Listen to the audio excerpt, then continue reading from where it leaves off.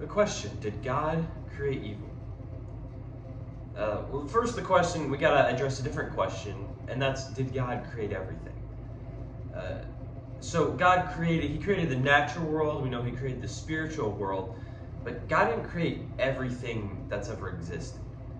God didn't create air conditioning, he didn't create airplanes, he didn't create McDonald's fries, he didn't create those things, because those are a part of man. Man has a free will, and man has accomplished many great innovations and ideas with that free will. But that free will has resulted in many horrible things that we've seen in this world. Before we dive into those things, let's address the initial question: did God create evil? And I would argue no. So then where did evil come from? The answer to that lies in Genesis 1-3. We know God created the Garden of Eden.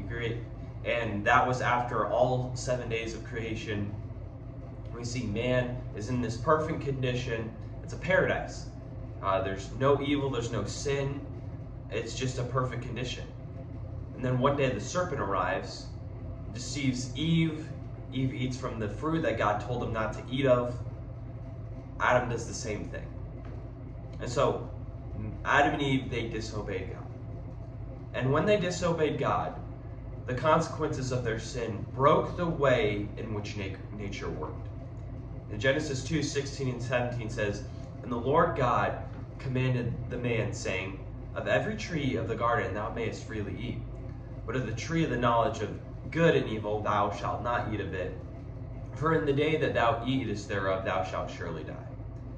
And then you look at Genesis 3:17 and 19, we see what happens. See, this was the parameters that God gave. He said, if you eat of this, if you sin, death will come upon man. And we see what happens when they do sin. Genesis 3:17 and 19 says, "And unto Adam he said, Because thou hast hearkened unto the voice of thy wife, and hast eaten of the tree of which I commanded thee, saying, Thou shalt not eat of it. Cursed is the ground for thy sake, and sorrow shalt thou eat of it all the days of thy life. Thou shalt eat of the herb of the field, and the sweat of thy face thou shalt eat bread. Thou shalt return unto the ground, for out of dust wast thou taken. Out of it wast thou taken. From dust thou art, and from dust thou shalt return."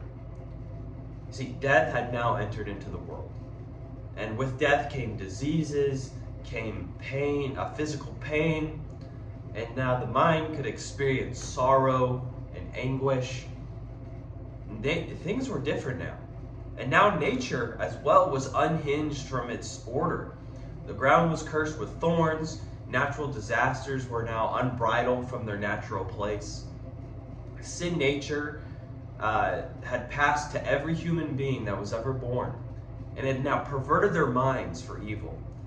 The world was broken because of man's choice to choose sin over God.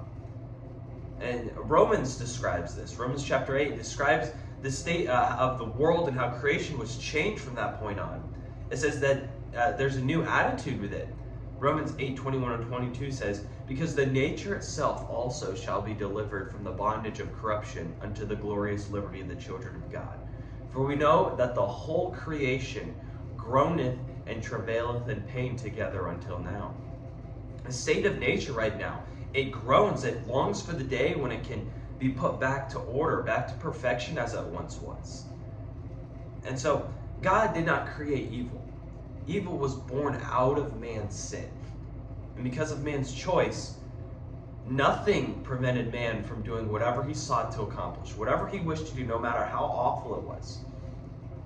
The evil we associate with nature, natural disasters, tsunamis, hurricanes, all these things that seem it's evil, right? This was a result of man's choice. Nature had changed from that moment on. And suffering was not from God. It was from man's choice. And so we look at the world, and because God is all-powerful, he's God, we think, oh, all these things resulted from him. But that's not the case. And just because something exists does not mean that it came from him. And so we can't make that connection. because we see the ultimate source of evil was not from God. It was from man and from what man chose to do. So now we have to live in this fallen world as we find described in the Bible as a consequence of man's own sin, of man's own actions.